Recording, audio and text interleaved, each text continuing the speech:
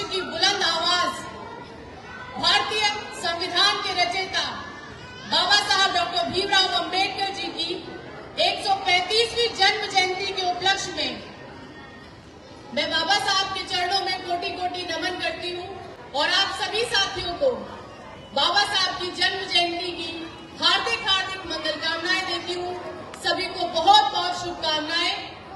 और बाबा साहब वो शख्सियत है, 14 अप्रैल 1891 का वो दिन जब भारत देश में एक ऐसे बालक का जन्म हुआ जिस बालक को पानी पीने से रोका गया, जिसको क्लास में कदम रखने से रोका गया। और जैसा अभी सर ने बताया कि उस बालक का ऐसा परिवेश में जन्म हुआ, ऐसी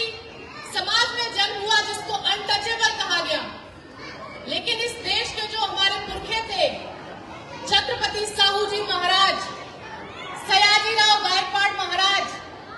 जिनकी छोटी सी मदद से बाबा साहब उच्च कोटि के विद्वान बने, और वो विद्वान जिनके पास 32 डिग्रियां, 9 भाषाओं का ज्ञान था। आज तक भारत में ऐसा कोई विद्वान पैदा नहीं हुआ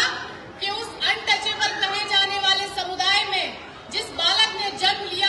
उसके क्राइटेरिया को, इसकी स्टेज को आज कोई टच भी कर पाया हो।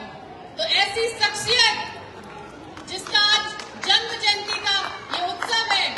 और ये सिर्फ उत्सव ही नहीं है, ये हमारे लिए, पूरी दुनिया के लिए एक महोत्सव है,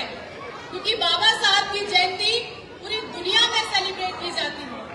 और बाबा साहब जो इस बात को बहुत अच्छे से जानते थे और ये कहते थे कि कलम की ताकत नए इतिहास को जन्म देती है। कलम की ताकत पर उन्होंने इसलिए इतना जोर दिया क्योंकि बाबा साहब के जो गुरु थे, राष्ट्रपिता महामना ज्योतिबा फूले जी, और उनकी जीवन साथी मां सावित्रीबाई फूले जी, उनके योगदान से, उनके जीवन से प्रेरणा लेकर बाबा साहब इस देश के कलम के बादशाह हुए। और बाबा साहब को बाबा साहब बनाने के